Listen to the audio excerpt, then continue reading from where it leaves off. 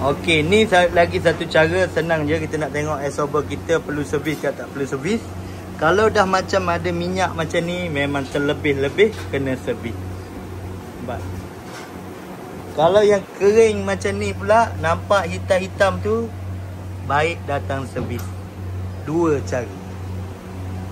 Sebelum dia rosak, dia hancur, dah tak boleh servis. Barang beli ribu-ribu, servis baru 100 lebih saja. Ada warranty.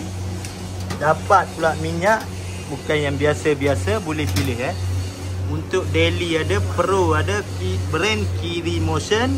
Untuk absorber dan adjustable bukan minyak hitam kita pakai.